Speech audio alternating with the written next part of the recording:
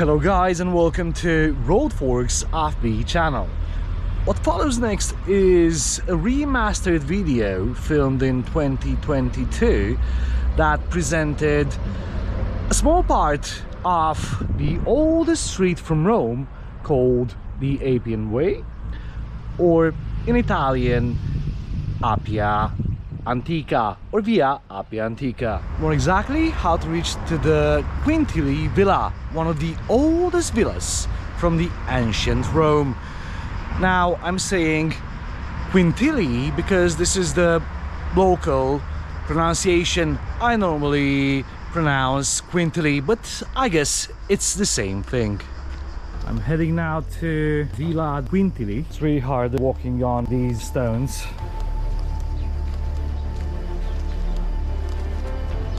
You can actually see here how heavy were the Roman carriers. Can you see these traces? It's really hot. It's around 35-36 degrees.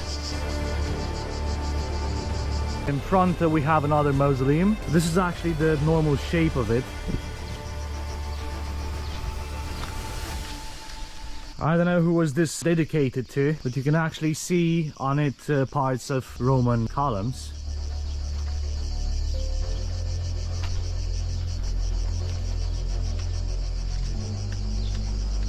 So in front you can actually see how Roman house is looking like. I do have a feeling that this road never ends. I found some info about this street and about this archaeological park. Have a look how long is this street. Never ends. I haven't seen a fountain nearby. I'm quite thirsty at the moment. I left home only with an empty bottle, so it looks like it's gonna remain like this for a while. But luckily there's a lot of shady places, so I'm not gonna be totally melted.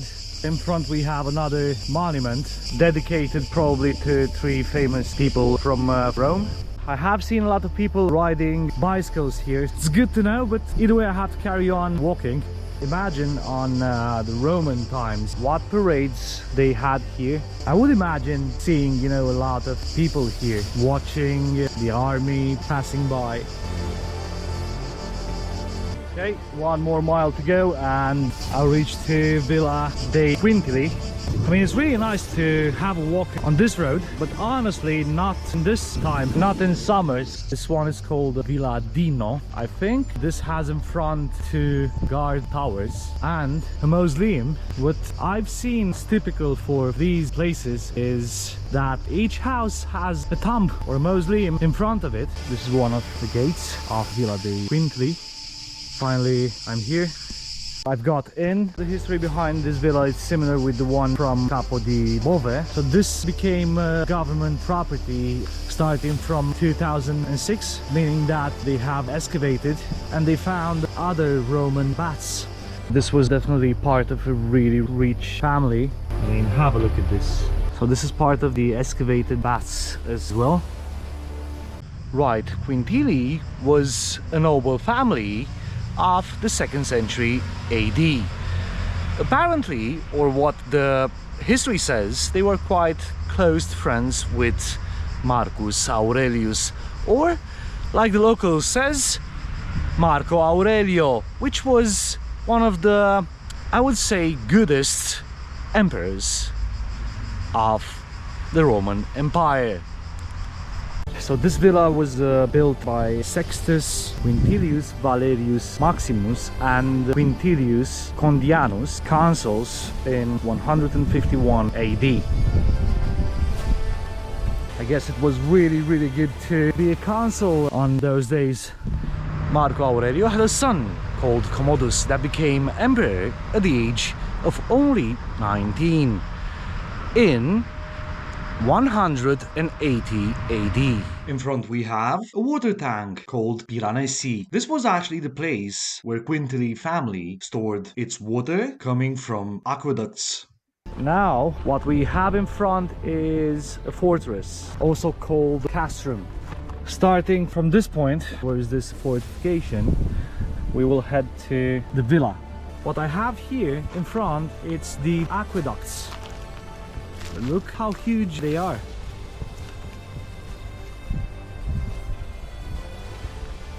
So this is how the interior looks like.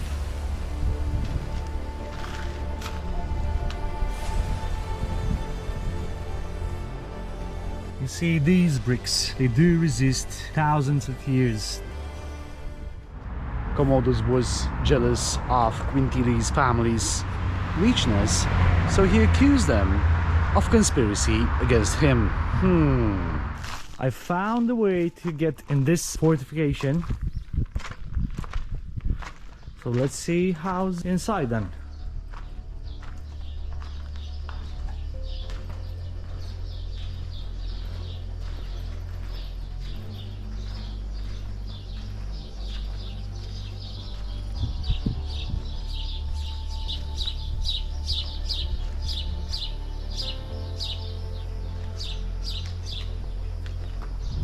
Extraordinary pieces of art.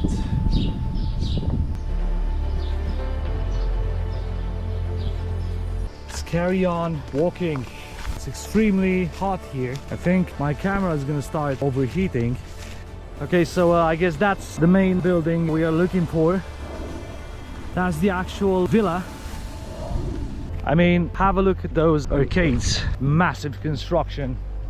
This is looking awesome. So many rooms. This is indeed a huge villa. No doubt it isn't. After Commodus' orders, the whole Quintili family was executed. And guess what? He got the villa. Let's have a closer look at this villa's structure.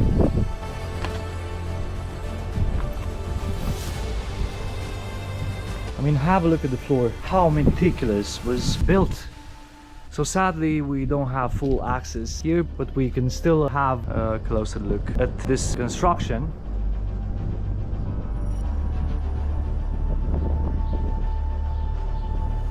In the following years, the villa was developed by Commodus, adding some thermal baths, the ones that you will see, and a small amphitheater. That was for gladiator fights. Interesting. By the way, looks like his passion was these gladiator fights. He even learned how to fight from a proper gladiator called Narcissus, or in English, Narcissus. As the years passed, Commodus ruling the Roman Empire like a tyrant, Narcissus was advised to kill him in 192 AD. The thing that he actually did it. Now I wonder from where the term of narcissist comes. And this is how the ancient Roman history of this villa ended. Right guys, if you want to be a subscriber, do it. If you want to be an official member, do it. Thanks for watching and see you soon.